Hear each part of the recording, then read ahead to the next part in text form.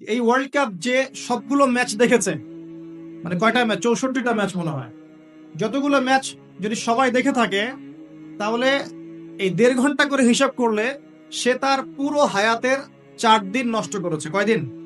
4 দিন। শুধুমাত্র একটা ওয়ার্ল্ড কাপ তোমার জীবনের 4 দিন নষ্ট করে ফেলেছে। মানে তোমার হায়াত যদি হয় 30 দিন, তোমার হায়াত এখন আছে 26 দিন। ভয়ঙ্কর না বিষয়টা? যদি হায়াত হয়ে থাকে এখন বাকি থাকে 30 দিন, এখন বাকি আছে তোমার 26 দিন। 4 দিন চলে গেছে, টের পাও নাই তুমি। আর 100 জন মানুষ যদি 4 দিন করে হায়াত হারায়, তাহলে 100 জন মানুষের 400 দিন তারা শেষ করে ফেলেছে। 1000 জনের 4000 দিন, 1 লক্ষ জনের 4 লক্ষ দিন, 1 কোটি মানুষের 4 কোটি দিন। পুরো বিশ্ব থেকে এরকম কোটি কোটি দিন বছর তারা নিয়ে নিয়েছে একটা ওয়ার্ল্ড কাপ দিয়ে।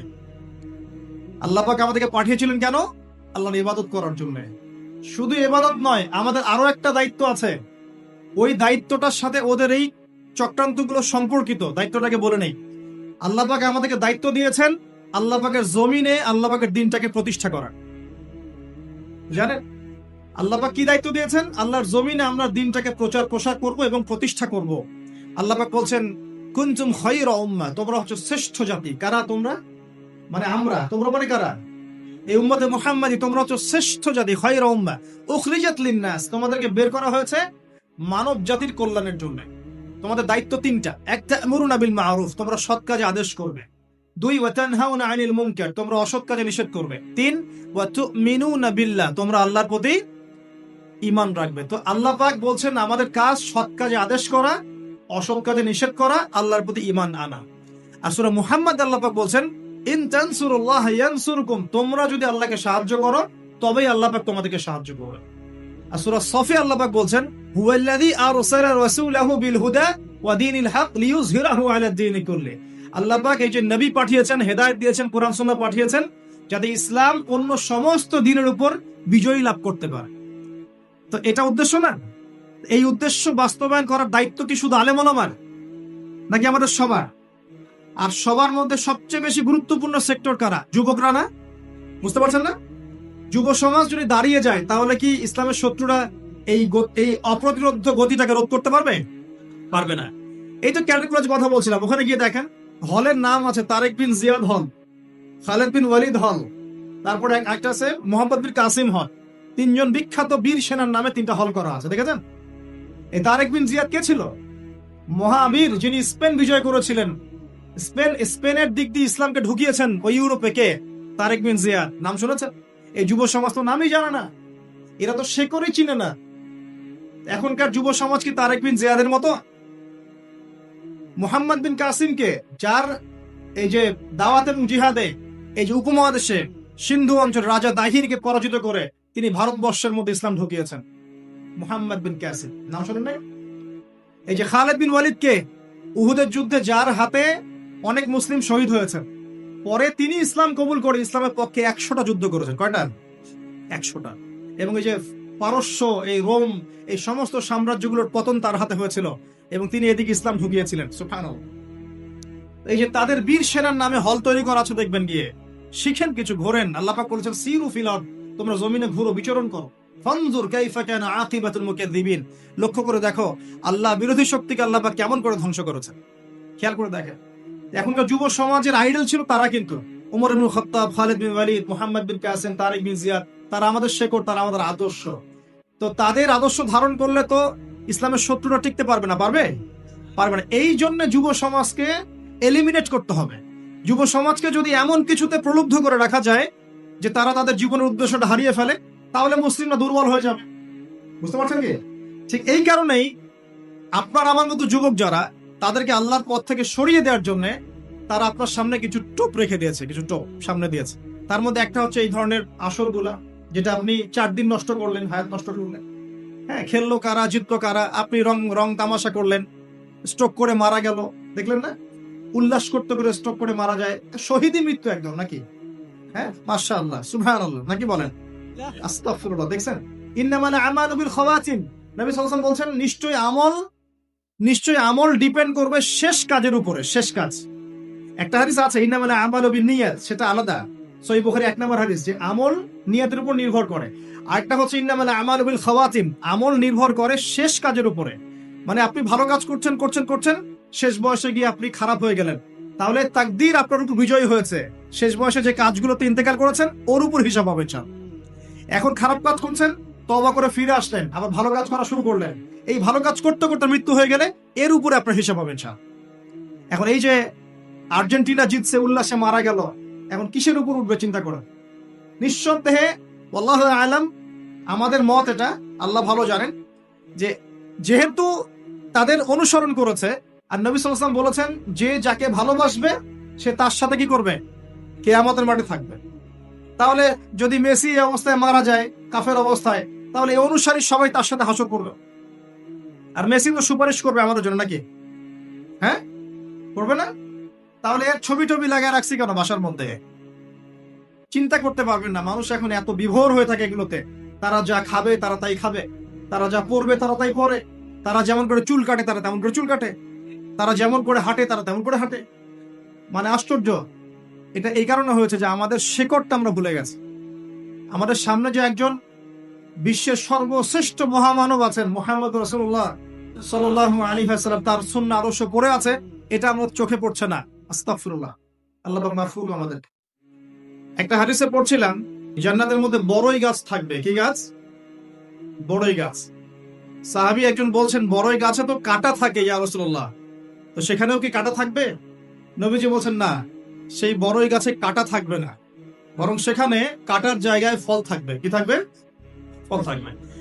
এবার নবীজি যে কথাটা বলছেন এটা শুনে আমি বিস্মিত হয়ে গেলাম যে এই হাদিস তো কখনো পড়ি নাই। নবীজি বলছেন সাল্লাল্লাহু আলাইহি ওয়াসাল্লাম যে এক একটা বড়ইয়ের মধ্যে আল্লাহ রাব্বুল আলামিন ৭২টা করে রং দিবেন ইনশাআল্লাহ। যেই রংগুলো এবং স্বাদগুলো একটা থেকে আরেকটা আলাদা। তো দেখুন কত যে জ্ঞান আছে। এই যে জান্নাত, যেখানে আপনি অনন্ত জীবন পাবেন, আল্লাহ পাক আপনার প্রতি সন্তুষ্ট হবেন, রাদিয়াল্লাহু আনহু ওয়া রাদু আন খালিদিনা ফিহা আবাদা। এই যে আয়াতগুলো আছে, জান্নাতে আপনি চিরস্থায়ী জীবন পাচ্ছেন, আল্লাহর দিদার পাচ্ছেন, আল্লাহ পাকের সন্তুষ্টি পাচ্ছেন, হৃদয় পাচ্ছেন। সেখানে আপনি সৎকর্মশীল বান্দাদের সাথে অনন্তকাল থাকতে পারবেন। হুরে নেঈন থাকবে আপনার জন্য, শরাব, গিলমান, জান্নাতের ফলমূল। সবচেয়ে বড় কথা, সেখানে মৃত্যু, কোনো কষ্ট, ক্লেশ আপনাকে স্পর্শ করবে না।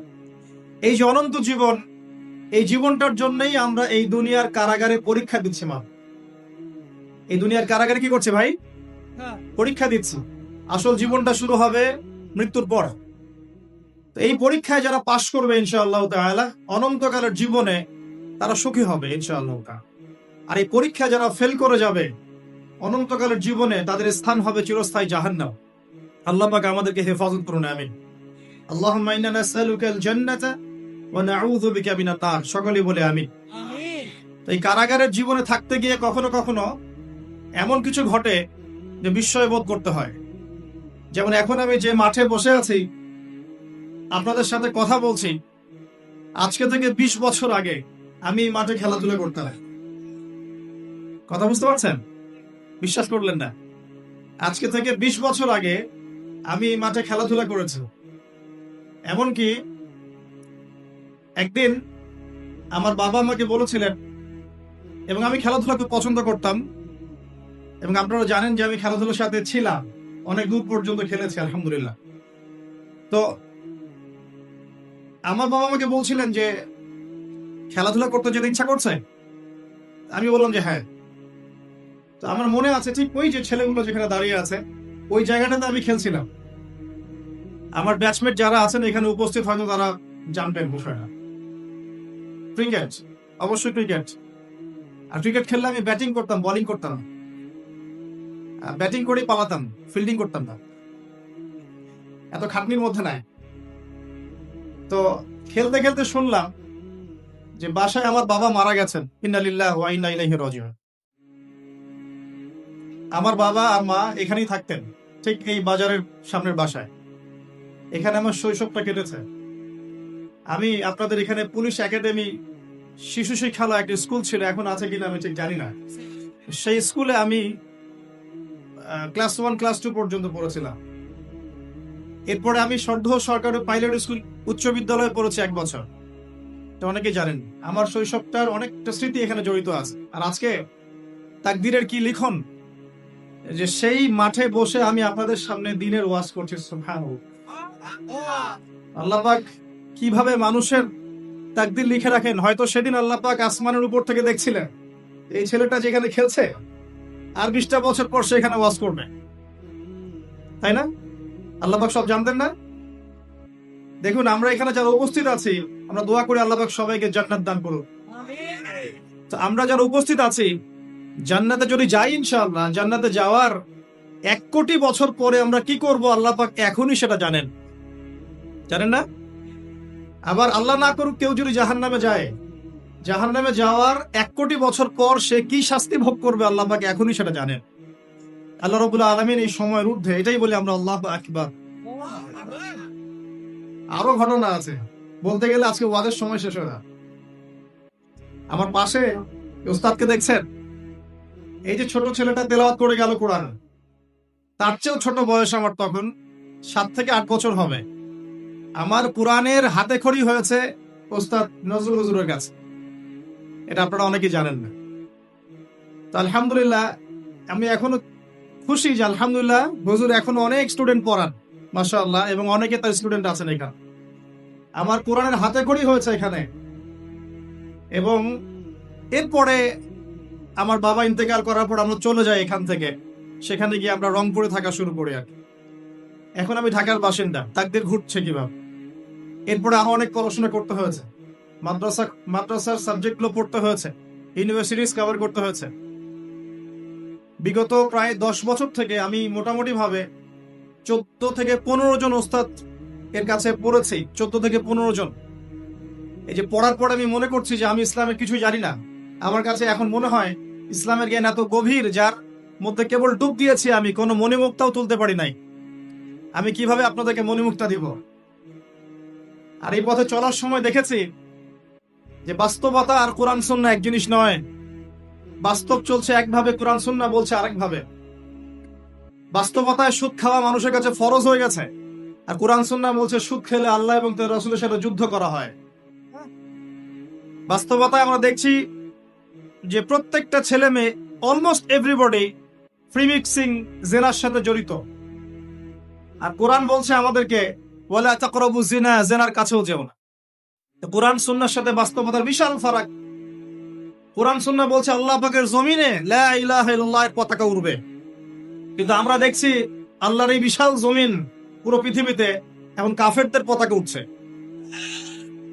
কোরআন সুন্নাহ আল্লাহ পাক বলছেন যে পরিবারগুলো হতে হবে আদর্শ পরিবার, জান্নাতের টুকরার মতো।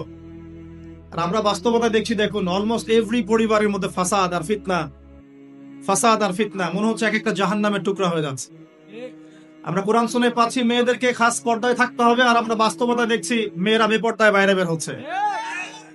কোরআন সুন্নাহ বলছে যে সবাইকে দ্বীনের জ্ঞান অর্জন করতে হবে, ফরজ। তো বাস্তবতা দেখছি আমরা মানুষ কোরআনটাও বিশুদ্ধ করে তেলাওয়াত করতে পারছে না, বেশিরভাগ মানুষ। কোরআন হাদিস বলছে সালাত যে ব্যক্তি ছেড়ে দেয়, মান তারাকা সালাতা মুতাআম্মিদান ফাকাদ কাফার, কেউ সালাত যদি ছেড়ে দেয় ইচ্ছা করে, সে ব্যক্তি কুফরি করে। আর বাস্তবতা দেখছি 90% মুসলিমের দেশে বেশিরভাগ মুসলিম নামাজ পড়ে না। কোরআন সুন্নাহ বলছে যে আপনাকে যাকাত দিতে হবে, নিসাব পরিমাণ সম্পদ হলে যাকাত দিতে হবে, কিন্তু আমরা বাস্তবতায় দেখছি আমরা দান সদকা করতে রাজি, যাকাত দিতে রাজি নই। অনেক ফারাক। আমি চিন্তা শিখলাম যে দুনিয়া আর কোরআন সুন্নাহ একভাবে চলছে না। কোরআন এবং সুন্নাহ আমাদেরকে বলছে কোরআন সুন্নাহকে হাতে নিয়ে আমরা প্রায় 1250 বছর এই বিশ্বটাকে শাসন করেছিলাম। আর আজকে বিগত 200 থেকে 300 বছর আমরা দেখছি আমরা শাসিত। মানুষ আমাদেরকে উঠতে বললে উঠি, বসতে বললে বসি। আল্লাহ পাক সুদকে হারাম করেছেন। সারা বিশ্বে এখন সুদ ভিত্তিক ব্যাংকিং সিস্টেম চলছে, সবখানে সুদী এনজিও চলছে। আল্লাহ পাক কোরআন সুন্নাহয় বলছেন মুহাম্মাদুর রাসূলুল্লাহ, মুহাম্মদ সাল্লাল্লাহু আলাইহি ওয়াসাল্লাম সর্বশেষ রাসূল। আমরা দেখছি সমাজে এমন মানুষও বের হয়েছে বলছে মুহাম্মদ সাল্লাল্লাহু আলাইহি ওয়াসাল্লাম শেষ নবী নন, আরো নবী আসতে পারে। আছে না এমন মানুষ? কত পার্থক্য কোরআন এবং সুন্নাহর সাথে বাস্তবতার। এটা এই কোরআন সুন্নাহর জ্ঞানে ডুব না দিলে আপনি বুঝতে পারবেন কত ফিতনা। আল্লাহ পাক বলেন ওয়া আতাসিমু বিহাবলিল্লাহি জামিআ, তোমরা একত্রিত থাকো, আল্লাহর রজ্জুটাকে শক্ত করে ধরো, ঐক্যবদ্ধ থাকো। বাস্তবে দেখছি ঐক্যের বালাই নাই আমাদের। ঐক্যের কোনো বালাই নাই। আমরা নিজেদের মধ্যেই, নিজেদের ঘরানার মধ্যেই শত শত দলে বিভক্ত হয়ে গেছি, আমাদের শক্তি হারিয়ে গেছে। তরুণ প্রজন্ম, আমরা বিকেলে ক্যাডেট কলেজে গিয়েছিলাম, আলহামদুলিল্লাহ প্রিয় ভাইরা, আমরা যারা এখন এই দুনিয়াতে আছি, নিঃসন্দেহে এটা আমাদের চিরস্থায়ী গন্তব্য নয়। কথা ঠিক না ভুল? আচ্ছা, আল্লাহ রাব্বুল আলামিন কি বলছেন সূরা জারিয়াতের 56 নম্বর আয়াত একটু দেখি। আল্লাহ পাক বলছেন, বিসমিল্লাহির রহমানির রহিম, ওয়া মা খালাকতুল জিন্না ওয়াল ইনসা ইল্লা লিয়াবুদুন। আমি জিন জাতি এবং মানব জাতিকে শুধুমাত্র আমার ইবাদত করার জন্যই সৃষ্টি করেছি। তাহলে দুনিয়াতে আসার যে সৃষ্টি তত্ত্ব বা সৃষ্টি দর্শন, সেটা কি বলেন? আল্লাহ পাকের ইবাদত করা, এটা হলো সৃষ্টি দর্শন। এই দুনিয়াতে আসার আমাদের সৃষ্টি দর্শনটা কি? ওয়া মা খালাকতুল জিন্না ওয়াল ইনসা ইল্লা লিয়াবুদুন। মানুষ আর জিনকে সৃষ্টি করেছি শুধু আমার ইবাদত করার জন্য। এখন অনেকে প্রশ্ন করতে পারে, তাহলে কি দুনিয়াবি কাজগুলো আমরা করব না? উত্তর হচ্ছে না, দুনিয়াবি কাজ আপনি করবেন, এবং দুনিয়াবি প্রতিটা কাজই আপনার ইবাদত বলে কাউন্ট হবে, গণ্য হবে, যদি আমি এই কাজগুলো একটা পদ্ধতি মেনে করি, সেটা হলো নবী সাল্লাল্লাহু আলাইহি ওয়াসাল্লামের সুন্নত মেনে করি, বাস, দ্যাটস অল। রাত হয়েছে, ঘুমাবেন, ঘুমটা যদি নবীর সুন্নাহ মতো হয়, আপনি প্রত্যেক সেকেন্ডে নেকি পাবেন ইনশাআল্লাহ। ইস্তেনজা করবেন, ইস্তেনজাটা যদি নবীর সুন্নাহ মতো হয়, নেকি পাবেন ইনশাআল্লাহ। যদি আপনি খাবার খান, খাবার খাওয়াটাও যদি নবীর সুন্নাহ মতো হয়, নেকি পাবেন। এমনকি স্ত্রী সহবাসও যদি আপনি করেন নবীর সুন্নাহ মেনে, তো তারপরেও নেকি হবে ইনশাআল্লাহ। আর কি চাই বলেন? কাপড় চোপড় পরা, ওযু করা, গোসল করা, ব্যবসা বাণিজ্য, চাকরি বাকরি, আমাদের প্রফেশন গুলো যেগুলো আছে, দাওয়া, দিনের কাজ করা, দুনিয়ার কাজ করা, সবকিছুই ইবাদত হবে ইনশাআল্লাহ, যদি একটা সুন্নাহ আমরা মেনে চলি, সেটা হলো নবী সাল্লাল্লাহু আলাইহি ওয়াসাল্লামের আদর্শ এবং তরিকা ফলো করা। তার তরিকা বাদ দিয়ে অন্য কোনো তরিকা কি ফলো করা যাবে? উত্তর হচ্ছে না, তার তরিকা বাদ দিয়ে অন্য কোনো তরিকা ফলো করা যাবে না। তবে সেই ব্যক্তির কথা নেওয়া যাবে যার কথা এবং কাজ রাসূল সাল্লাল্লাহু আলাইহি ওয়াসাল্লামের সাথে মিলে যায়। কোনো সমস্যা আছে? কিন্তু কোন ব্যক্তি যত বড়ই হোক না কেন, তার কথা এবং কাজ যদি রাসূল সাল্লাল্লাহু আলাইহি ওয়াসাল্লামের সাথে না মিলে, তাহলে সেটা নেওয়া যাবে না। আল্লাহ পাক দুনিয়াতে পাঠিয়েছেন তার ইবাদত করার জন্য, আর ইবাদত মানে শুধু নামাজ, রোজা, হজ, যাকাতই নয়, বরং আপনার পারিবারিক জীবন থেকে শুরু করে অর্থনৈতিক জীবন, ব্যবসা বাণিজ্য এবং পলিটিক্যাল লাইফ, সবকিছু ইবাদত ইনশাআল্লাহ, যদি আপনি নবীর তরিকা মতো করতে পারেন। এখন একটা প্রশ্ন আসবে, এই ইবাদতটা কি আমরা শুধু ব্যক্তি জীবনেই করব, ইবাদতের জীবনেই করব, না পুরো জীবনে করব? এখন এই দাওয়াতটার খুব বেশি প্রয়োজন। আমরা অনেকেই নামাজ পড়ি কিন্তু সুদও খাই, আছি না? নাই? অনেকে তাহাজ্জুদ পড়েন কিন্তু ঘুষ খান, আছেন না? অনেকে মাশাআল্লাহ দান সদকা করেন, ভালো কাজও করেন, আবার বেপরদায় চলেন, এমনটা আছে না? এখানে বুঝতে হবে যে ইবাদত মানে শুধুমাত্র নামাজ, রোজা, হজ, যাকাতই নয়, বরং ইবাদত মানে আপনার জীবনের প্রতিটা ক্ষেত্র ইবাদত ইনশাআল্লাহ। যখন আপনি নামাজ, রোজা, হজ, যাকাত করছেন, তাসবিহ, তাহলিল, জিকির, আজকার করছেন, এগুলো ইবাদত হচ্ছে আলহামদুলিল্লাহ। একই সাথে যখন আপনি ব্যবসায় আসবেন, তখন মাপে কম দেওয়া যাবে না, তখন পণ্যে ভেজাল দেওয়া যাবে না, তখন আপনি মিথ্যা কসম খেয়ে পণ্য বিক্রি করতে পারবেন না, তখন আপনি মজুত করতে পারবেন না, কৃত্রিম সংকট তৈরি করতে পারবেন না। এখানেও আপনাকে সুন্নাহ ফলো করতে হবে। যদি এখানে গিয়ে আপনি রাসূলের সুন্নাহ ফলো না করেন, আল্লাহর বিধান আপনি না মানেন, তাহলে ইবাদত বন্দেগীর জীবনে লা ইলাহা ইল্লাল্লাহ থাকলেও ব্যবসা বাণিজ্যের জীবনে লা ইলাহা ইল্লাল্লাহ নাই। আমার কথা কি বোঝা যায়? একটু হলেও কি বোঝা যায়? আচ্ছা, আবার পারিবারিক জীবনে গেলেন, সেখানে আপনার সন্তান নামাজ পড়ছে না, আপনার মেয়েরা পর্দা করে না, স্ত্রীরা পর্দা করে না, তাহলে পরিবারের জীবনে লা ইলাহা ইল্লাল্লাহ মুহাম্মাদুর রাসূলুল্লাহ কিন্তু নাই, ইবাদতের ক্ষেত্রে আছে। আবার আপনি সমাজ জীবনে গেলেন, এখানে আপনি আল্লাহর বিধানকে পাশ কাটিয়ে বা আল্লাহর বিধানকে বাদ দিয়ে পশ্চিমাদের বিধান চর্চা করছেন, তার মানে এই জীবনে কিন্তু লা ইলাহা ইল্লাল্লাহ নাই। তো লা ইলাহা ইল্লাল্লাহ মুহাম্মাদুর রাসূলুল্লাহ কি শুধুমাত্র নামাজেই, না পুরো জীবনে পালন করতে হবে? এটাই হচ্ছে সেই আয়াতের ব্যাখ্যা। আল্লাহ পাক বলেন, উদখুলু ফিস সিলমি কাফা, তোমরা পরিপূর্ণরূপে ইসলামে প্রবেশ করো। এখন ইসলামে পরিপূর্ণ প্রবেশের মানে হচ্ছে জীবনের একটা ক্ষেত্রে নয়, জীবনের সমস্ত ক্ষেত্রেই কোরআন এবং সুন্নাহকে ফলো করতে হবে। আল্লাহ পাক আমাদের সবাইকে তৌফিক এনায়েত করুন, আমিন। এখন এই ইসলাম ছাড়া কি অন্য কোন দিন আল্লাহর কাছে গ্রহণযোগ্য হবে? আল্লাহ পাক কি বলছেন শুনুন। আল্লাহ পাক বলছেন, ওয়া মা ইয়াবতাগি গায়রাল ইসলামি দীনান ফালা ইউকবাল মিন, কেউ যদি ইসলাম ছাড়া অন্য কোনো দিন তালাশ করে কোশ্চিন কালেও সেটা আল্লাহর কাছে কবুল করা হবে না। কোনটা কবুল করা হবে? আল্লাহ পাক বলছেন ইন্না দীন ইনদাল্লাহিল ইসলাম, আমার কাছে, আল্লাহর কাছে, নিশ্চয়ই আল্লাহর কাছে একমাত্র গ্রহণযোগ্য দিন হচ্ছে কি? বলেন ইসলাম। তাহলে ইসলাম আল্লাহর কাছে একমাত্র গ্রহণযোগ্য দিন, এটা বাদ দিয়ে অন্য কোনো দিন কবুল হবে না। কেউ যদি তালাশ করে তাহলে সে ক্ষতিগ্রস্ত হবে। এবং এই ইসলামের মূল ভিত্তি হচ্ছে কোরআন এবং সুন্নাহ। এবং এই কোরআন সুন্নাহকে আমরা শুধু জীবনের এক ক্ষেত্রে বাস্তবায়ন করলে হবে না, সামগ্রিক জীবনে বাস্তবায়নের চেষ্টা করতে হবে। আল্লাহ পাক সবাইকে তৌফিক এনায়েত করুন, আমিন। এবার আসেন যে এর ভিত্তিগুলো কি কি, এটা আমরা পাবো অন্য একটা হাদিস থেকে। যখন জিবরাইল আলাইহিস সালাম সরাসরি মানুষের রূপ ধরে মানুষের সামনে এসে নবীকে জিজ্ঞাসা করছেন যে ইয়া মুহাম্মদ সাল্লাল্লাহু আলাইহি ওয়াসাল্লাম আখবিরনি আনিল ইসলাম, আমাকে ইসলাম সম্পর্কে বলুন। নবী সাল্লাল্লাহু আলাইহি ওয়াসাল্লাম বলছেন আল ইসলাম, ইসলাম হচ্ছে আন তাশহাদা আন লা ইলাহা ইল্লাল্লাহ ওয়া আন্না মুহাম্মাদান আবদুহু ওয়া রাসূল। ইসলামের প্রথম পিলার হচ্ছে তুমি সাক্ষ্য দিবে আল্লাহ ছাড়া কোনো মাবুদ নাই এবং মুহাম্মদ সাল্লাল্লাহু আলাইহি ওয়াসাল্লাম আল্লাহর বান্দা এবং রাসূল। 2 ওয়া আন তুকিমাস সালাত, তুমি সালাত কায়েম করবে। 3 ওয়া আন তুতিয়াজ যাকাত, তুমি যাকাত প্রদান করবে। 4 ওয়া তাসুম রমাদান, রমজান মাসে সাওম রাখবে। আর 5 হচ্ছে ওয়া তুহিজ্জাল বাইত ইন ইসতাতা'তা ইলাইহি সাবিলা, আর তুমি হজ করবে যদি তোমার সামর্থ্য থাকে। সামর্থ্য না থাকলে নয়, সামর্থ্য থাকলে তুমি হজ করবে। এই 5টা হচ্ছে ইসলামের মৌলিক পিলার। কয়টা পিলার ভাই? 5টা। ইসলামের মৌলিক পিলার 5টা, ইমানের কয়টা? 6টা। মনে রাখবেন ইসলামের পিলার কয়টা? 5টা। ইমানের কয়টা? 6টা। ইমানের 6টা হচ্ছে 1 আল্লাহ বিশ্বাস, 2 ফেরেশতা মণ্ডলীতে, 3 আল্লাহর কিতাবগুলোতে, আসমানি কিতাব সমূহ, 4 নবী রাসূলগণ, 5 পরকাল এবং 6 তাকদীর বা ভাগ্যের ভালো মন্দ। এই 6টার প্রতি মনে বিশ্বাস করলে, মুখে স্বীকার করলে এবং কাজে বাস্তবায়ন করলে একজন ব্যক্তি মুমিন হয়, আলহামদুলিল্লাহ। ঠিক আছে? এই ইসলামের 5টা ভিত্তি দিকে একটু তাকাই, আমরা এক নজর দেই। প্রথমটা কালিমা। আমরা কি সবাই কালিমার মর্ম হাকিকত বুঝি? যখন থেকে লা ইলাহা ইল্লাল্লাহ পড়েছেন,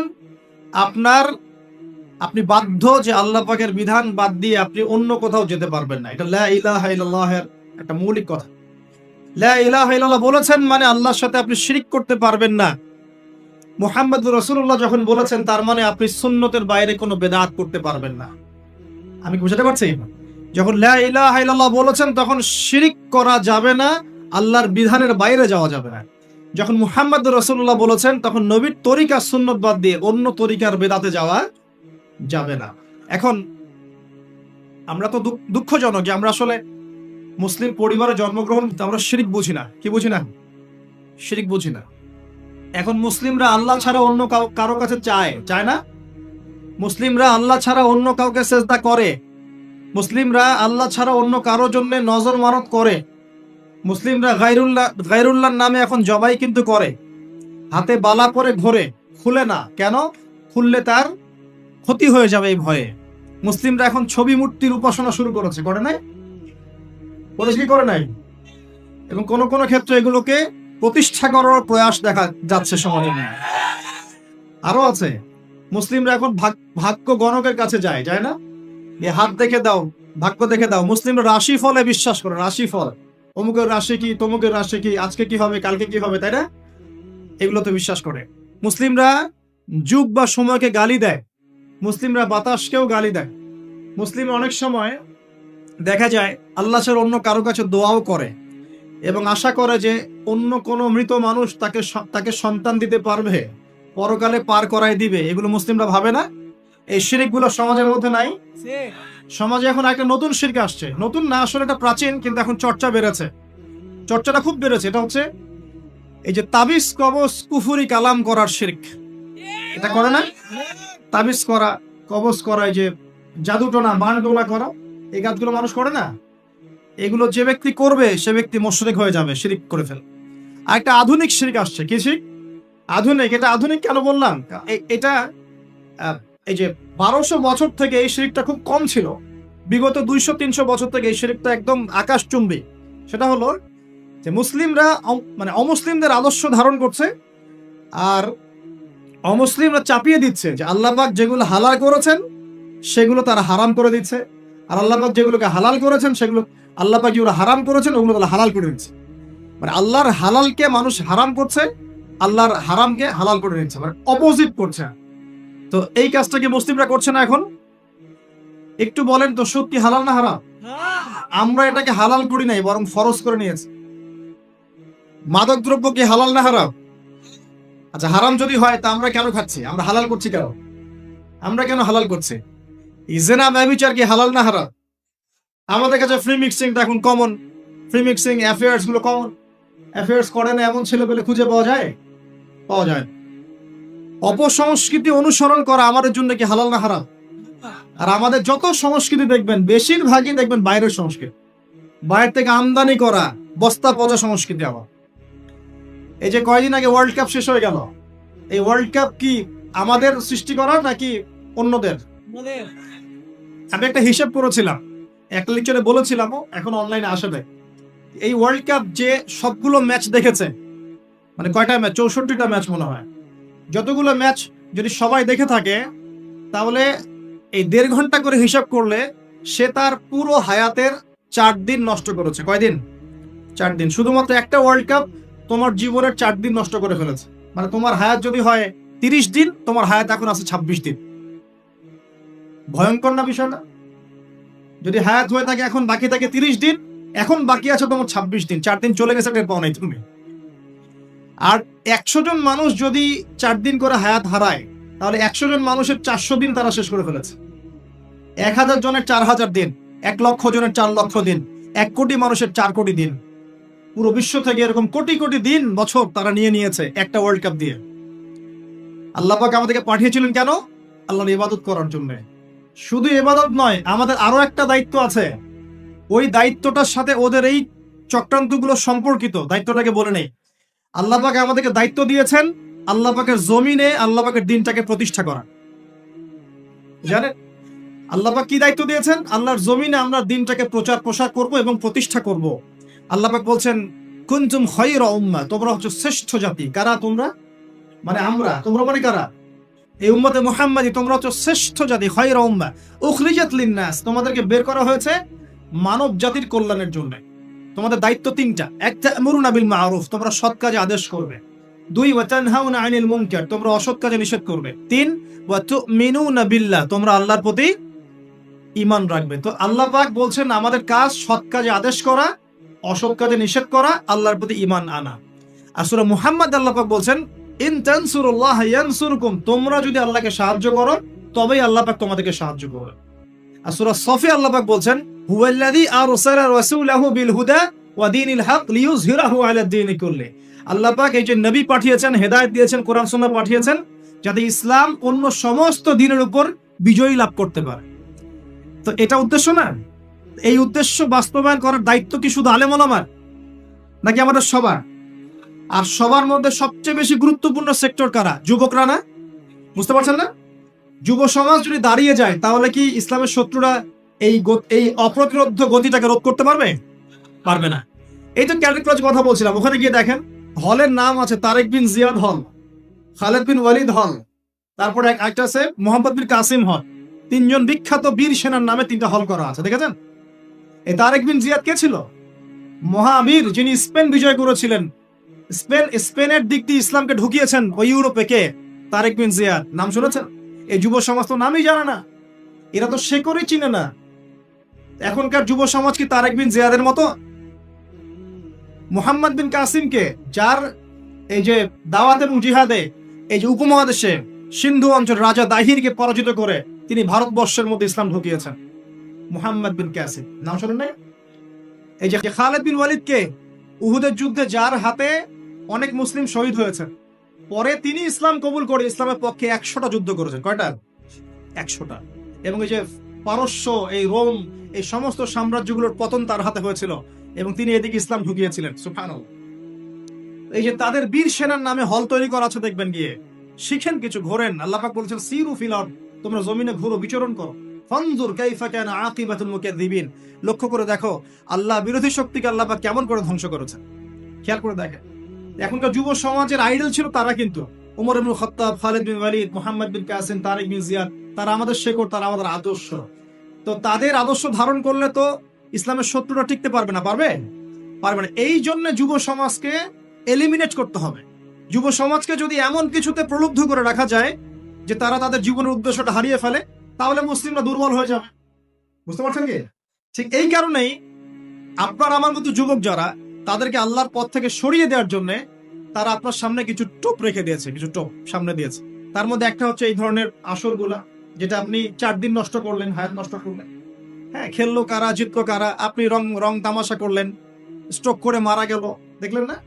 উল্লাস করতে করে স্ট্রোক করে মারা যায়, শহীদী মৃত্যু একদম, নাকি?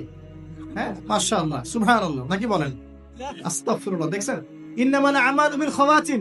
নবী সাল্লাল্লাহু আলাইহি ওয়াসাল্লাম বলছেন, নিশ্চয় আমল ডিপেন্ড করবে শেষ কাজের উপরে, শেষ কাজ। একটা হাদিস আছে, ইন্নামাল আমালু বিন্নিয়াত, সেটা আলাদা, সহিহ বুখারী 1 নম্বর হাদিস, যে আমল নিয়তের উপর নির্ভর করে। আরেকটা হচ্ছে ইন্নামাল আমালু বিল খাওয়াতিম, আমল নির্ভর করে শেষ কাজের উপরে।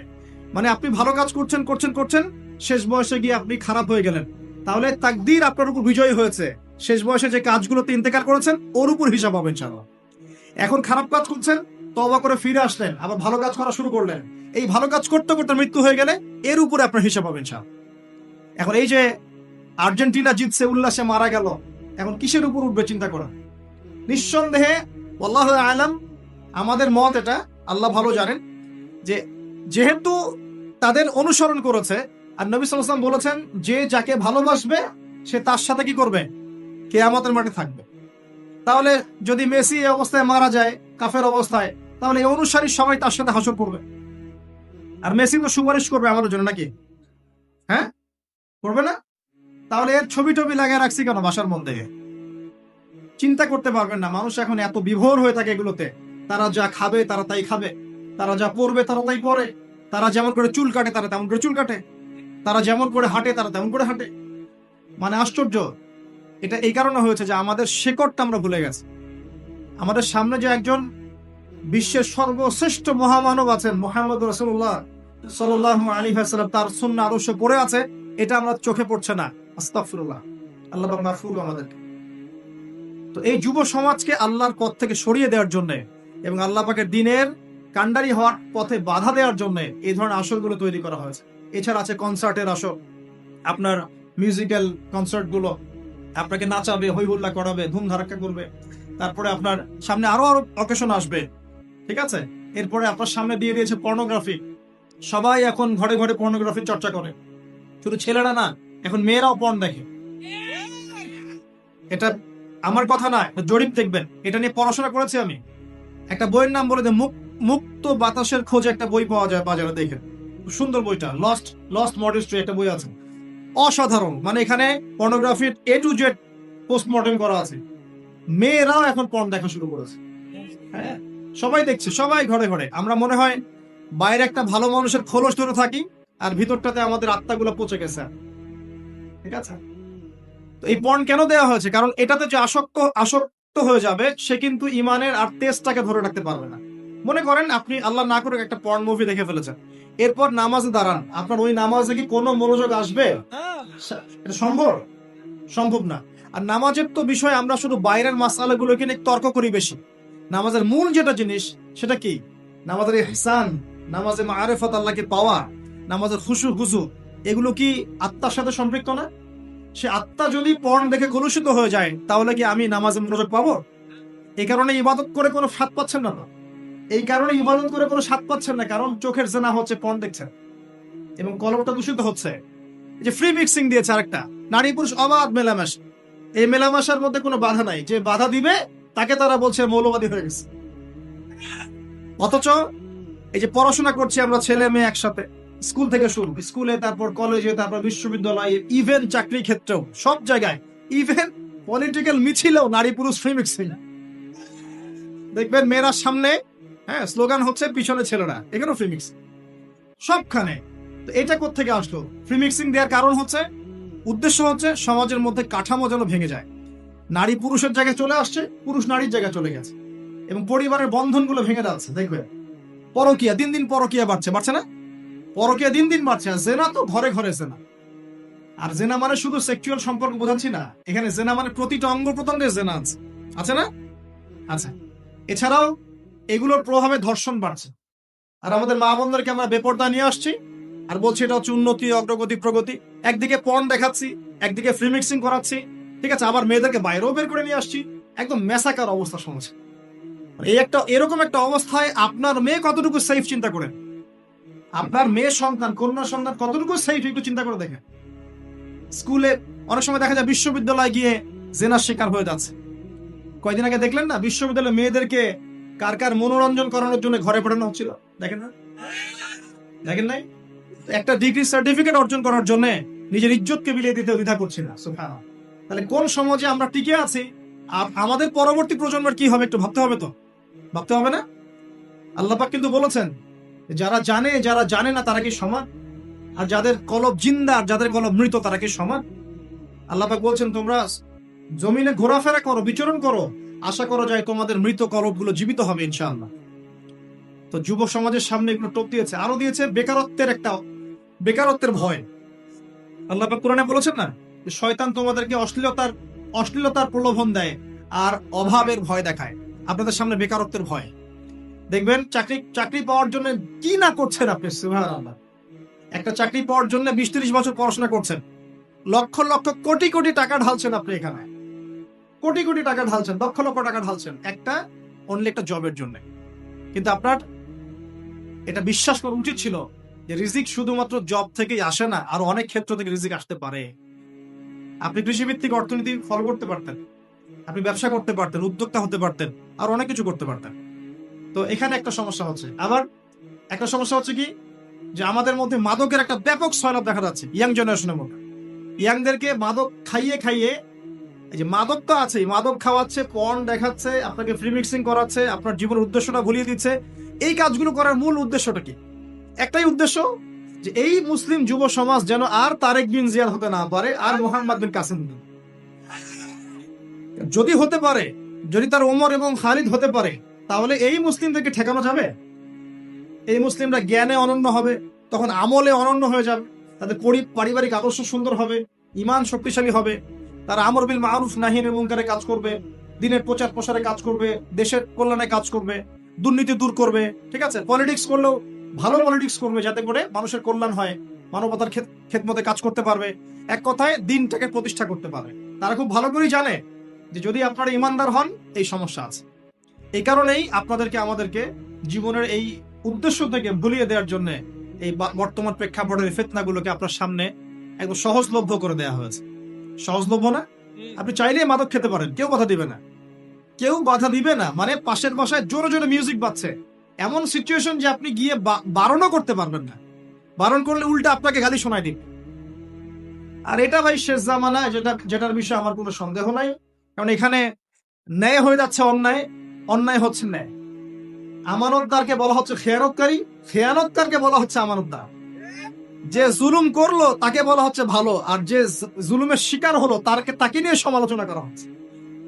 সত্যবাদীকে মিথ্যাবাদী বলা হচ্ছে, মিথ্যাবাদীকে সত্যবাদী বলা হচ্ছে। মানে দাসী তার মনিবকে জন্ম দিচ্ছে। সমাজে ন্যায় অন্যায়, হক বাতিলের মানদণ্ড উল্টে যাচ্ছে। খেয়াল করেছেন? আপনি গিয়ে বন্ধ করতে বলবেন, উল্টা আপনাকে ধমক লাগাই দিবে না? দিবে। আপনি চাইলেই মদ খেতে পারেন, চাইলেই জেনা করতে পারেন। একবার জেনা করতে 1500 টাকাও লাগে না এখন। জি, এমন বহু জায়গা আছে, এগুলো তো মানুষকে গিয়ে গিয়ে শিখতে হয় না, সব তো চোখের সামনে দেখাই যায়। পেপার, পত্রিকা, প্রিন্ট, ইলেকট্রনিক মিডিয়া খুলে দেখেন, সব দেখাই যায়। ভার্চুয়াল মিডিয়ার জগৎ এখন 1000, 1500, 500 টাকার বিনিময়ে মানুষ জানা করতে পারে। এই অবস্থা আমরা বসবাস করছি। আর এগুলো যখন বাড়বে, তখন কি সমাজে ধর্ষণ বাড়বে না? আর নামাজের বাইরে কিছু মাসালা আছে, ইখতিলাফি মাসালা, যেগুলোকে নিয়ে মাশাআল্লাহ আমরা মসজিদগুলোকে ভাগ করে ফেলি, করি না? এগুলো নিয়ে এত বেশি ব্যস্ত হওয়ার প্রয়োজন না। নামাজের মূল রূহ এবং প্রাণটা কি? ইহসান, খুশু। আপনি কতটুকু বোঝেন, নামাজ পড়ে আল্লাহকে কতটুকু পেলেন, এটা মূল কথা। যে মাসআলাগুলোকে নিয়ে দীর্ঘদিন থেকে ইখতিলাফ চলে আসছে, এগুলো নিয়ে তর্ক করতে করতেই তো আজকে আমরা বিভক্ত হয়ে গেছি। বিভক্ত হয়ে যায় না? আপনার কাছে মনে হতে পারে যে আপনি মসজিদটা ভাগ করে একটা নতুন জিহাদ করেছেন, কিন্তু আদতে কি হয়েছে? আমাদের উম্মার ঐক্যটা নষ্ট হয়ে গেছে। ইসলাম এবং সংশোধন সমাজের থেকেই করতে হবে, সমাজ থেকে বাইরে বের হয়ে নয়। সমাজের ভিতরে থেকেই ইসলাম এবং সংশোধন করতে হবে। দিনের পথে চললে অনেক কিছুই হবে, কিবত, সমালোচনা, মানে শারীরিক, মানসিক, অর্থনৈতিক নির্যাতন সবই হবে। এগুলো নবীর সুন্নাত। নবী সাল্লাল্লাহু আলাইহি ওয়াসাল্লামকে মানুষ 15টা গালি দিয়েছে সারা জীবনে। কতটা? সবচেয়ে সেরা মহামানবকে, যার আগের কোনো গোনাহ নাই, পিছের কোনো গোনাহ নাই, এই মানুষটাকে 15টা গালি খেতে হয়েছে সারা জীবনে। 16 বার তাকে হত্যা করার চেষ্টা করা হয়েছে। কতবার? তাকে তার পিঠের উপরে উঠে নাড়ি ভুড়ি চাপিয়ে দেওয়া হয়েছে, তার দাঁত মানুষ ভেঙে ফেলেছে উহুদের মাঠে, মাথার মধ্যে করার আঘাত করেছে তরবারির নিচের অংশ দিয়ে, এতে করে মাথায় যে বর্মটা ছিল এই বর্মটা ভেঙে ভুরুর ভিতর ঢুকে গিয়েছে। আমাদের নবীর কথা বলছি সাল্লাল্লাহু আলাইহি ওয়াসাল্লাম। মানুষ একজন তার মুখে থুতু দেওয়ার চেষ্টা করেছিল, নাউজুবিল্লাহ। জানেন, নবী সাল্লাল্লাহু আলাইহি ওয়াসাল্লামকে তার আপন চাচারা দূর দূর করে তাড়িয়ে দিয়েছে অনেকে, তাই নাই? চাচা আবু তালেব বাদ দিয়ে, আবু লাহাব তার চাচা ছিল না? নবী সাল্লাল্লাহু আলাইহি ওয়াসাল্লামকে তায়েফবাসী নির্মম ভাবে আঘাত করেছিল, দাড়ি দিয়ে রক্ত পড়েছে, এই রক্ত জুতায় গিয়ে জুতা শক্ত হয়ে গিয়েছিল। এক পর্যায়ে তাকে মক্কা থেকে হিজরত করে মদিনায় চলে যেতে হয়েছে রাতের অন্ধকারে। আলী রাদিয়াল্লাহু আনহুকে বিছানায় রেখে তিনি রাতের অন্ধকারে চলে গিয়েছেন মক্কা থেকে মদিনায়। সবচেয়ে মহামানবের জীবন যদি এমন হয়, তাহলে আপনি আমি যদি প্রকৃত ইসলাম চর্চা করি, আমাদের কি হবে? এই যা হচ্ছে তাই হবে, এগুলো সুন্নত নবীগণের।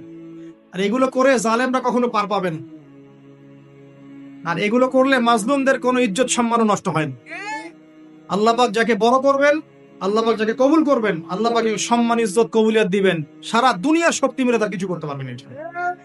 আল্লাহ পাক যাকে অপদস্থ করে দিবেন, তাকে সারা দুনিয়ার মানুষ মিলেও সম্মান দিতে পারবে না।